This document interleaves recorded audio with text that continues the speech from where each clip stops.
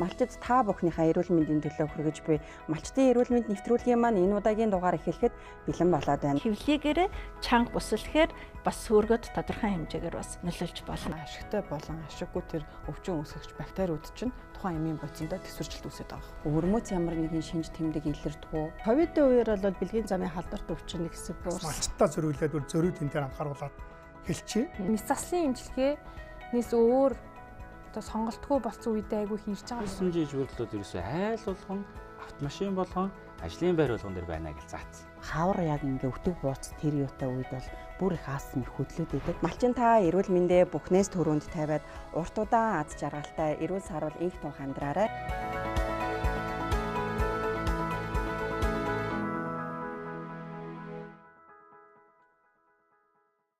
Сайн байцгаана уу эрхэм хүндэт үзэгчдээ. Монголын үндэсний малчин телевизээс малчин таны эрүүл амьдралын төлөө бэлтгэн хүргэж байгаа малчдын эрүүл мэнд нэвтрүүлгийн энэ удаагийн дугаар эхлэхэд бэлэн болоод байна. Эрүүл мэндэд анхаарч нэвтрүүлэгтэйгээ хамт байгаарай. Нэвтрүүлгийн өмнө та бүхэндээ хүргэдэг эрүүл мэндийн ач холбогдолтой сурвалжлагыг та бүхэндээ эхлээд хүргэж байна. Үзэгч та бүхэнд зүсний чулуу гэж юу болох?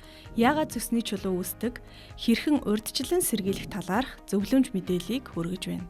Цүс гэдэг эрэгтэй эхний ээлжинд ямар эрэгтэй бэ гэхээр бидний нөө элэг гээд одоо бидний биеийн баруун хэсэгт ерөөхдөө хөвшлэн байрлаж байгаа 70-80%. Тэгээд яадаг вэ? Цүс болохоор элэгний баруун доод дэлбэнгийн доод хэсэгт элэгтэйгээр наалтаж байрладаг эрэгтэй. Нөгөө талаасаа цүс өөрөө элэгтэй холбогдсон, хотоотой холбогдсон гэсэн юм хоёр суугтай хавхлахаараа нэгдэж хагддаг байгаа.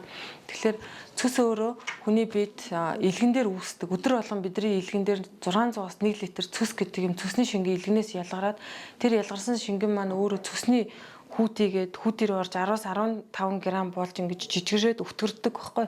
Тэгээд тэр бид нар хоол хүнс идэнгүүт тэр цөснөөс ялгарсан шингэн маань хоолыг шингээгээд хотоодны хүчлийг төвчүүлсэн бидний хоол усрлах замын хэвийн үйл явц явдаг байгаа. Тэнгүүд бид яаж ихээр энэ цөсийг хавар намрын улиралдаа ялангуяа цэвэрлэх шаардлагатай байдаг буюу цөсний туулга гэдэг эмчилгээ хийгддэг. Зүсний чулуу нь ихэвчлэн шар ногоон өнгөтэй. Зүсний чулуутай өвчтнүүдийн 80% нь буюу хамгийн түгээмэл тохиолддог төрөл болох холестеролын чулуу. Мөн зүсний цоргоноос ялгардаг билиберинээс үүсдэг бараан өнгөтэй нөсөөд чулуу гэсэн хоёр төрөл байдаг байна. Яага үүсэж ийн гэхэлэр цүс өвтгөн ингээ удаан хугацаанд явсаар байгаа цүсний чулуу үүсэж байгаа. Тэрнээсгүй чулуу цаасаа үүсдэг юм биш. Нөгөө өдөр болгон ялгарч байгаа 600-аас 1 литр цүс маань өдөр болгон ялгараад байна. Бид нар хоол хүнсээ сайн тохируулж чадахгүй. Ялангуяа монголчуудын хувьд өглөөний цаг тогтмол уудагтай холбоотой цүсний чулуу хэмжээгээр үүсэж байна. Таны яадаг вэ гэхэлэр хүний бие махбод ингээ 5 цагт буюу 8 цаг, 11 цаг, 14 цаг, 16 цаг, 18 цаг буюу нөө 2-оос 3 цаг тутамд хооллох хэрэгтэй гэдэг тийм зарчимтай цаанаасаа хүний бие махбодын бодис физиологийн онцлог байхгүй. Зүсний чулуу нь удамшил, биеийн жин, зүсний эмгэг, хооллол зэргээс шалтгаалan үүсч болно. Өглөө та 8 цаг, 11 цаг буюу 11 цагаас өмнө заавал өглөөний цай гэдэг юм тогтмол уугаад та нийт шимт хичээлийнхэн 8 цагт 10%, 11 цагт 20%, 13 цагт 40% буюу нийт шимт хичээлийн 70%-ийг та 13-аас 14 цаг гэхэд авсан байх ёстой. Гэтэл манайхан яаж ийм гэхээр үдээс хойштой буюу 16 цаг, 18 цагт 30% шимт хичээл авах ёстой. Гэтэл энэ хоёр солигддог.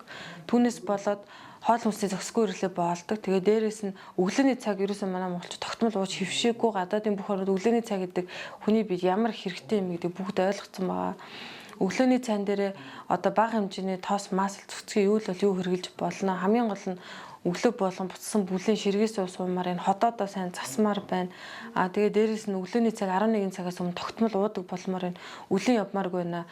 Үлэн урт удаан хугацаанд удаан яваад тэгэхээр цэс өөрөө ялгараад босорч чадахгүй байснаас болоод өтгөрсөөр байгаа цэсний чулуу үүсэж байгаа. Зүсний чулуу нь хөвлийн дээд хэсэг, нурууны дээд хэсгээр өвдөлт мэдрэгдэж, энэхүү өвдөлт нь удаан хугацаагаар үргэлжилж болдог. Мөн түүнчлэн дотор мухаарах, бөөлжих, гэдэс дүүрэх, хоолны шингэц муудах, цээж хорсох, хий гарах зэрэг хоол боловсруулах замын асуудлуудаар илэрч болно. Өрсөн сэргийлэх арга бол ерөөсөө л цэвэр 1-р хяналт, 2-р хяналт цэвэр хооллолт гэж байдаг. Тэгээд жил болгон цэсний тулга цөсөө цэвэрлж байна. За ийм арга байна. Нэвтрүүлгийн хамтрагч Энэрл Момоз эмнэлэг. За ингээд эмчтэй ярилцах булангаараа бид бүхэн анагаах ухааны доктор, зөвлөх эмч, бидэд профессор Бурмаа эмчигээ урьж оролцуулж байгаамаа. За ингээд бидний урилгыг хүлээж авч энэ удаагийн дугаарт маань ирсэн танд маш их баярлалаа. Өнөөдөр хоёлаа уламжлалт ангаах ухааны талаар үзэгчдтэйгээ энэ мэдээллийг хүргэх болно. За эмч маань одоо хэд хичээлдээ яг уламжлалт ангаах ухааны салбарт ажиллаж байгаа вэ та? За миний үндсэн мэргэжил бол хүүхдийн эмч. За нийтдээ эрүүл мэндийн салбарт 28 жил одоо 28 дахь жилдээ бол ажиллаж байна. За Төмөрбаатар багшийнхаа зааж сургаснаар би энэ уламжлалт ангаах ухаан гэдэг энэ салбар руу орж бол ажиллаж байгаа. Ард иргэдэд уламжлалт ангаах ухааны чиглэлээр тусламж үйлчилгээ үзүүлэх, хүн ардын эрүүл мэндийг урьдчилан сэргийлэх энэ үйлсд бол хүчин зүтгээд ингээд явж байна. За хоёулаа тугвал одоо яг уламжлалт ангаах ухаан гэхлээр Монгол хүний амьдралын хэв маягтай тий одоо би уламжлалт ангаах ухааныг илүү ойр байдаг юм болоо гэж боддог. Тэгэхээр энэ талаар яг ингээд танд илүү одоо үзэгчдэд хүргэх мэдээлэл, зөвлөгөө тийм зүйл байгаа болов уу? За уламжлалт ангаах ухаан аль улс болгон өөрийн гэсэн өрмөц уламжлалт ангаах ухаантай.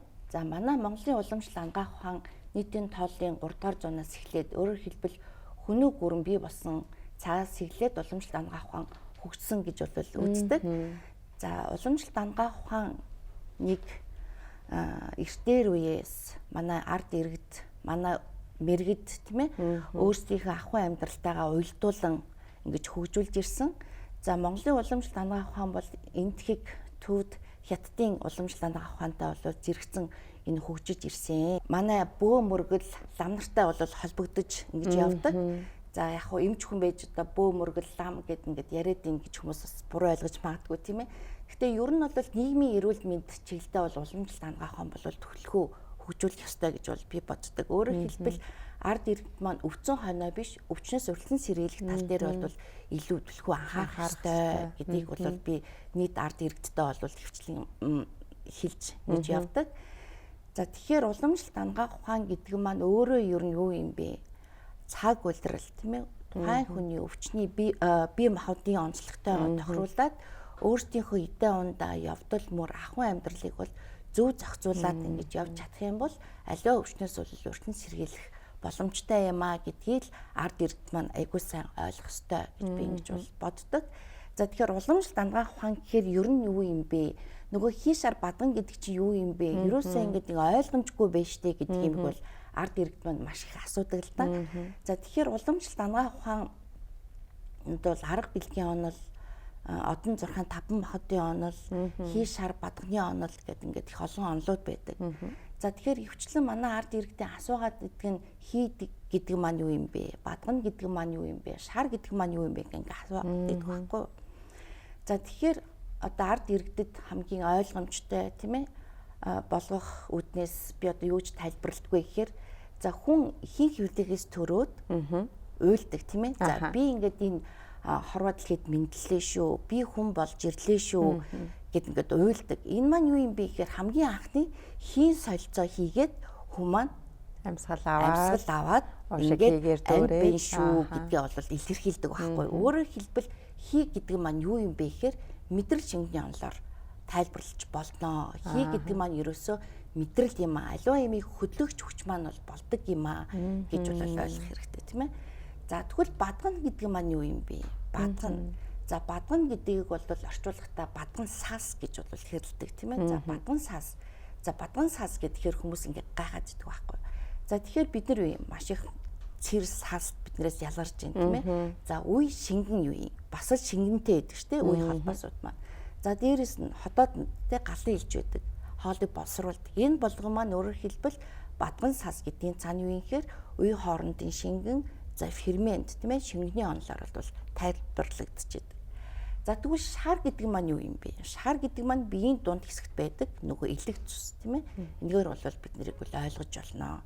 За тэгэхээр хүн өөрийн гэсэн махбодын онцлогтой тийм ээ. За тэгвэл хийш шар бадгана гэдэг маань дангаар бол байдгүй. Гуруула тэг шинтэйгээр хүний биед бол байж идэг. За тэгэхээр аль нэг махбод маань аривдах юм уу? Хорогдох энэ байдлаас болоод өвчнөд бол хувирж болдгоо. За тэгэхээр би бол хүмүүсийн юу гэж боддөг вэ гэхээр хүн болгон Монгол хүн болгон өөрийнхөө бие махбодын онцлогийг эхлээд таньж мэдэх ёстой. Өөрөөр хэлбэл надад хий махад дамгаалаад байгаа мó, бадган махад дамгаалаад байгаа мó, шар махад дамгаалаад байгаа мó гэдгээ маш сайн мэдэх ёстой. Одоо энгийн иргэд тэрийг өөртөө шууд ингээ онцлоод те за би хийм авах давмгаа юм байна гэдгээ мэдэх шууд боломжтой юу? Ер нь бол боломжтой тийм ээ. За тэгвэл хийм авах гэдэг маань ер нь юу юм бэ? Би сая ярьсантай аливаа юмны хөдөлгөгч хүч болдог. За тэгвэл хийн авирцсан хүн яд юм бэ гэхээр ерөөсний газараа тогтож сууж чадахгүй тийм ээ. Босож гүйдэг, эсвэл ерөөс анхаарланд төлөрч чаддгүй, эсвэл их туранхай тий одоо бор юм хүмүүс байдаг. За тэгвэл бадгана гэдэг маань өөрөө юу юм бэ гэхээр нэлээд удаан, тайван, тийм ээ, тарган иймэрхүү типийн хүмүүс байдаг. За шар махад дамгаалцсан хүмүүс ер нь яадаг юм бэ гэхээр ерөнхийдөө бол туранхай дуу. Гэтэ арьсны бол чиглэг, тослог, тийм ээ, ийм одоо оюун төгөлдөр ийм хүмүүс байдаг. За тэгвэл настай ингээ харьцуулаад үзэх юм бол ер нь бол нэг 16 хүртэлх насны хүмүүст бол бадган голчилдог. За нэг 60 нас хүртэл бол шар махад дамгаалдаг. За 60-аас хойш бол хий махад дамгаалж идэг. Тэгэхээр настайгаа хамааралтайгаар хүн өөрийгөө бас бодож болох нь тийм ээ.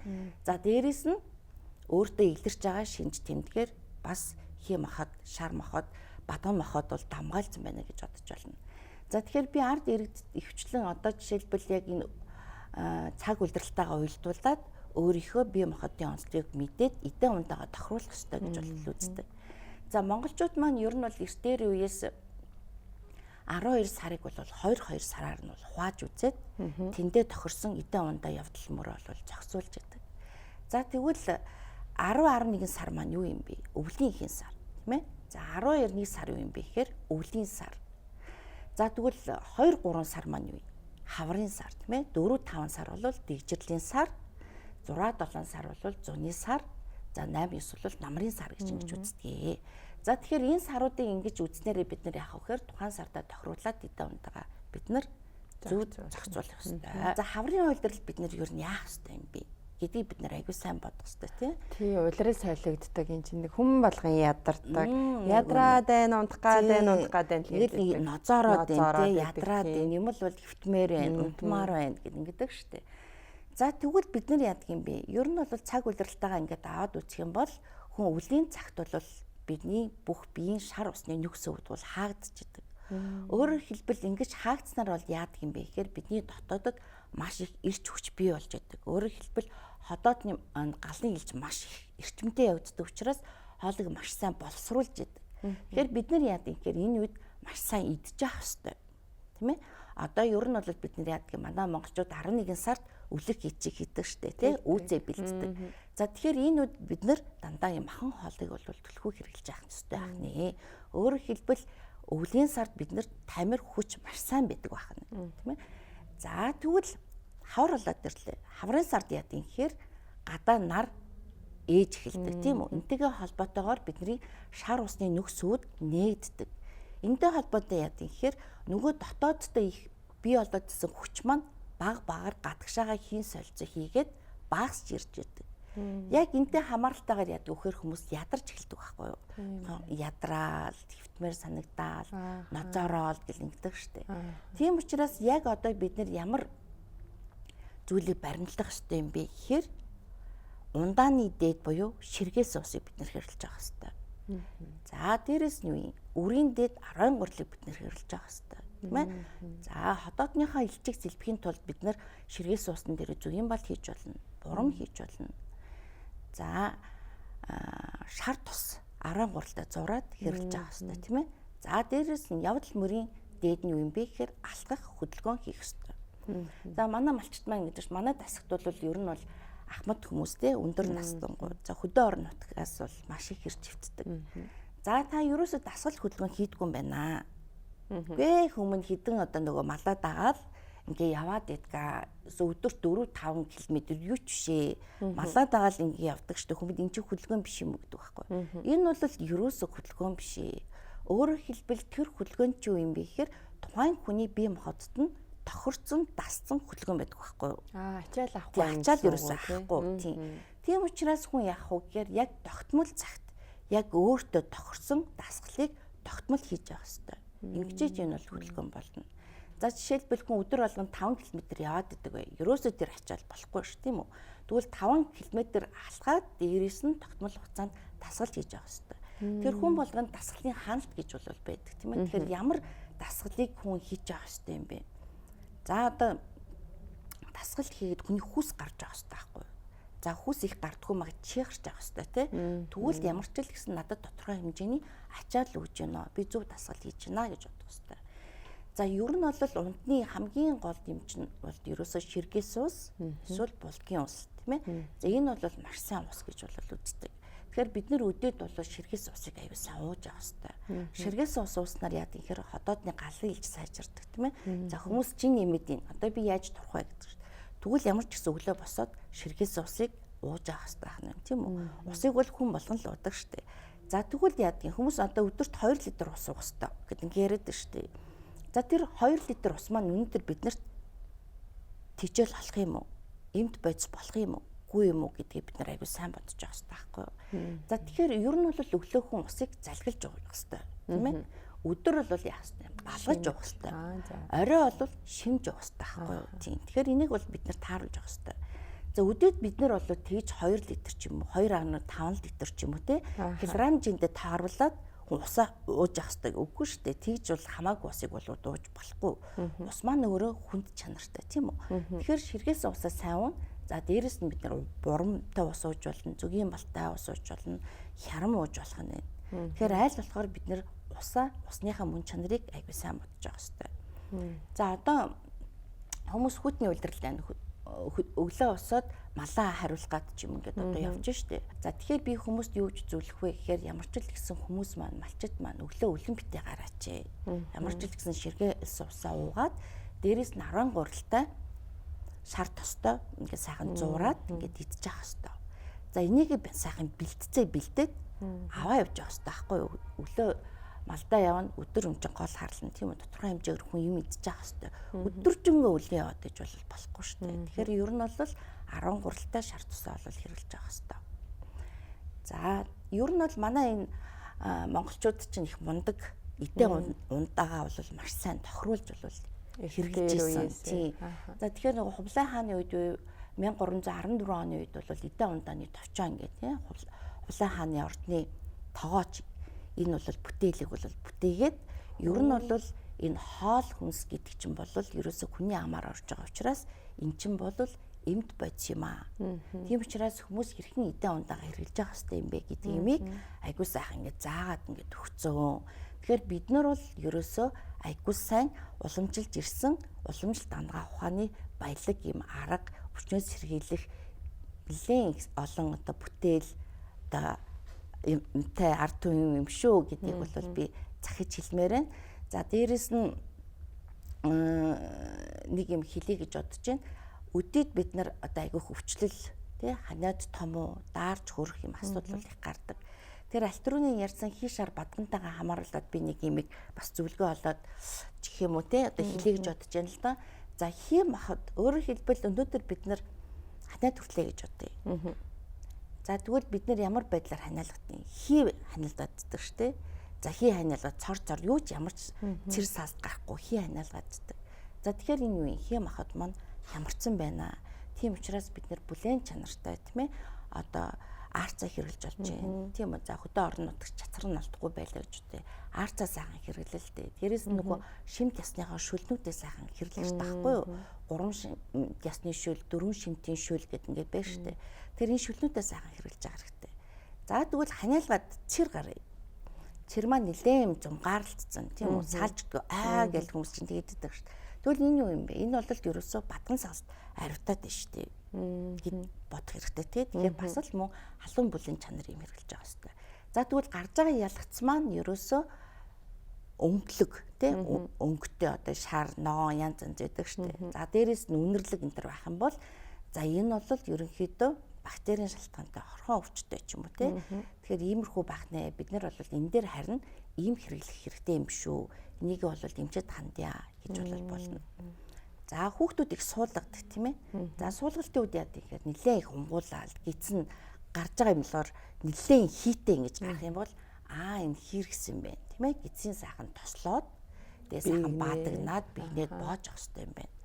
За гэтэл тэр гарч байгаа зүйл маань яах юм? Нилээн юм тараг байдалтай. Эсвэл болсроогүй хоол тэжилтэй ингээ байх юм бол энэ бол бадга нь махтуул хямарсан юм байна. Тэгэхээр ер нь бол хоолыг сайн бодох хэрэгтэй юм байна. Хоолны шингэлдийн таруулах хэрэгтэй юм байна. Баг зэрэг бол хоолны шингэлийг сайжруулах юм хэрэглэж болох юм. За тэгвэл гарч байгаа зүйл маань нэлээд юм үнэрлэг тийм үү? Нэлээд юм дөлүүлсэн байдалтай байх юм бол шар махад бол хямарсан байна. Тэгэхээр энийг бол нэмчид хандах хэрэгтэй. Эсвэл бол хоолны шингэлтийг сайжруулах юмыг бол давхар хэрэглэх хэрэгтэй ч гэдэг тийм. Тэгэхээр ерөөсөө нүүд гарч байгаа байдалтайгаа ялгахтаас илэрч байгаа шинж тэмдэгтэйгээ хамааруулад бид нар бол тухайн махбодоо дарах, эмчлэх энэ эдийн унтаагаа зүй зохицуулж байх хэрэгтэй юм аа. Нэвтрүүлгийн хамтрагч Энэрэл Момоз эмнэлэг. Хоны гидсийг одоо хий аривцсан хүн дээр гидсийг ингээд толгоонд нуглаад тэгэнгүүтээ чансын шүлэнд нь ингэж утдаг гэд уламжлагдаад ирсэн юм эмчилгээний домуудыг маш их ашигладаг гэж одоо би хувьдаа бодоод идэгин. Тэгэхээр энэ дээр таны бодол ямар байдаг вэ? За ер нь бол эмчилгээний дом гэдэг маань нэг өөр тийм ээ. За эдэн унтаа гэдэг маань нэг өөр юм баггүй юу тийм. Тэгэхээр ер нь бол нөгөө нийтийн сударт ингээд бичсэн байдаг л да. Өндөр уулын эрс тэс уур амьсгалд амьдардаг тийм үү? Ийм хүмүүст бол төөн засал халуун эмчилгээ бол нин тохиромжтой юм аа гэд ингээд нөгөө заасан байдаг. Тэгэхээр яг ингээд хэлээд байна шүү дээ. Их салхитай, ширүүн тийм үү? Хүүтэн ийм орчинд хүмүүс хүүтэн өвчнөр өвдөх магадлал өндөртэй учраас тэрийг халуун бүлээн заслаар бол засаж эмнэх юм аа гэдэг юм ингээд хэлсэн баггүй юу.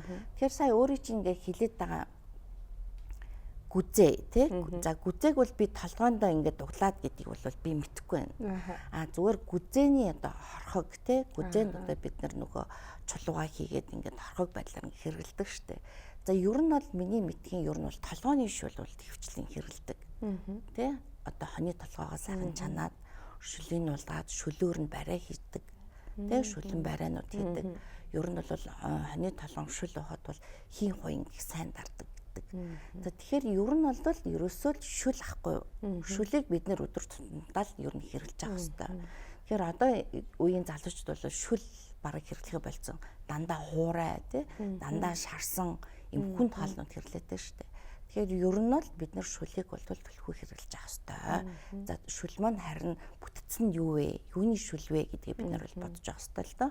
За хүүтний улиралд бид нар ер нь хөвчлэн хонь нөхөр адууны махыг бол хөвчлэн хэрэглэж байгаа хэвээр тийм үү. За одоо ингээл махгүй явж байгаа зах зээлэр ингээд адууны мах 100 ч гэсэн ингээд зарж штэ. Бид нар зуны улиралд адууны мах бол идэж болохгүй. Ер нь бол адууны мах маань өөрөө юм илчгтэй баггүй юу. Тийм учраас бид нар адууны махыг ер нь бол өвлөлт идэж байгаа хэвээр. Өвөл сэрвэний улиралд идэж байгаа хэвээр. 100 бол бид нар харин хоньны мах идэж байгаа хэвээр баггүй юу. Тийм. Тэгэхээр ер нь бол бид альтерн би ярьсан штэ. Өвөл бол бид нар үүсээ задлаад жинхэнэ мах идэж байгаа хэвээр.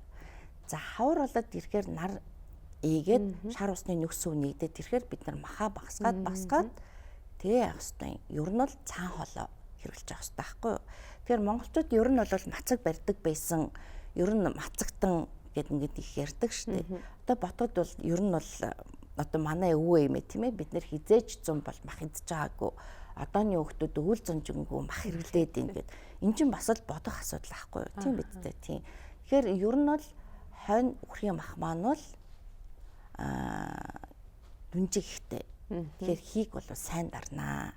Тэгэхээр бид нар бол хонь үхрийн махыг бол хэрэглэж болно. Гэхдээ аливаа юм маань туйширж болохгүй. Яг өөрийнхөө хэр хэмжээнд тохирсон эдэн ундаа махаа бол бид нар хэрэглэж байгаа хэвээр юм а гэдгийг би хэлье та. Нэвтрүүлэг маань яг үзэгчдийн асуулт ирдэг юм болон байдаг. Сэлэнгэ аймгийн малчин 27 настай залуу байна. Одоогоор өвцөн зүйл байхгүй ч гэсэн урьдчилан сэргийлмээр байгаа юм а.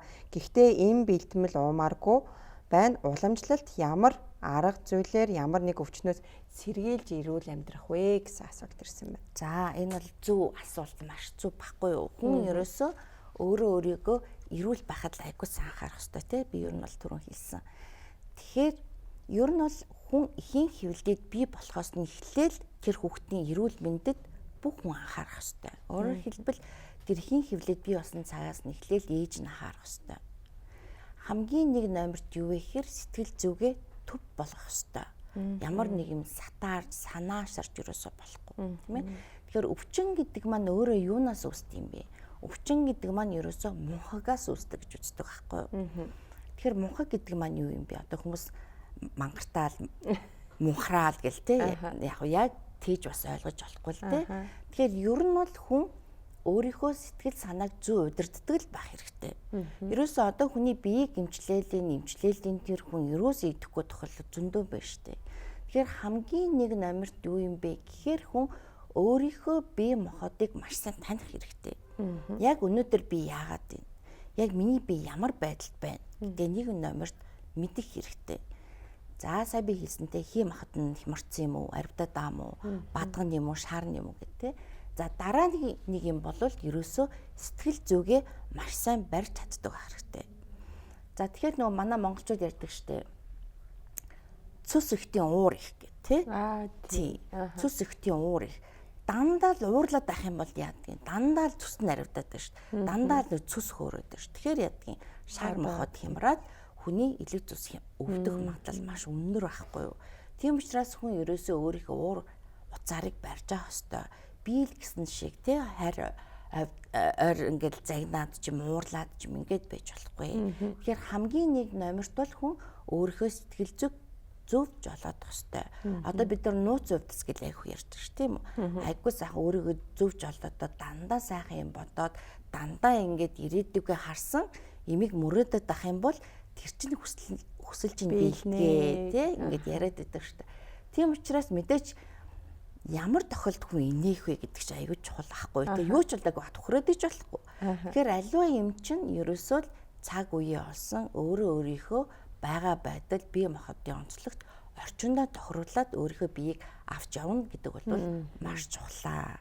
Тийм тэгэхээр энэ одоо 26 тай залуу гэдэг хүн бол айгүй эрүүл одоо яг эдгэр насны одоо тий бүх бие нь одоо тэгширж байгаа, боловсрж байгаа юм сайхан нас байхгүй юу? Тийм.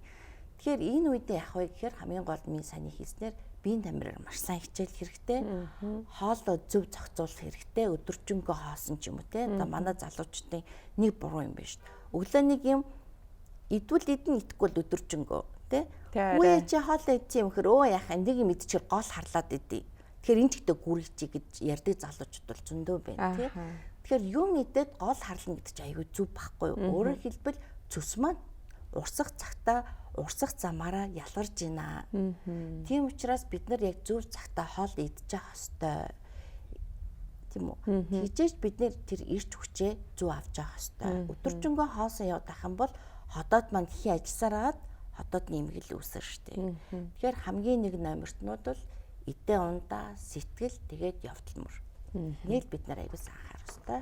За дараагийн асуулт нь уламжлалт хангах ухаан тохирохгүй хүн гэж байдгүй. За уламжлалт хангах ухаан тохирохгүй хүн гэж бол ер нь байдгүй. За одоо ер нь бол бүх юм стандарттай. Стандартаар эмчлэх ёстой гэдэг юм бол айгүйх ярьж штэ. Уг нь бол уламжлалт хангах ухааны эмчилгээний үндсэн зарчим юу юм бэ гэхээр тухайн хүнийхээ махбодын онцлогт нь тохируулж эмчлэх ёстой гэж бол айгүйх заадаг тийм үү? Гэтэл одоо манай Европ хангах ухааны одоо мэрэгсэн одоо эмчилгээг бэлтгэж байна тийм тий. Тэгэхээр одоо юу гэдэг дотрын эмч, зүрхний эмч, мэдрэлийн эмч гэдэг ингээд тус нь салгаад байна шүү дээ. Уламжлалт хангах ухаанд хизээч тий салгаж болохгүй. Тэр хүнийг цогцоор нь эмчлэх ёстой гэдэг ингээд заагаад байна шүү дээ. Гэтэл бид нар яах юм? Нөгөө стандартаа барихгүй бол стандартаа барьж эмчилгээ хийгээгүй байна гэдэг асуудалд ордог байхгүй юу? Тийм учраас бид нар бол яг хөө ер нь уламжлалт хангах ухааныхаа үндсэн зарчмыг барих ёстой. Бид нар ер нь бол хүнийхээ онцлогт нь зөвхөн зүрхийн нэмшлээд гарах бишээ. Зүрх хөвдөөд зүрх гэдэг маань өөрөө гал махбодтой хэрэгтэй байхгүй юу? Тэр галыг унтраах гэж бид нар яадгийг ус асгадаг үсттэй. Тэгвэл бүр аюух ажиллаад байна шүү дээ. бөөр маань усан махбодтой хэрэгтэн байхгүй юу.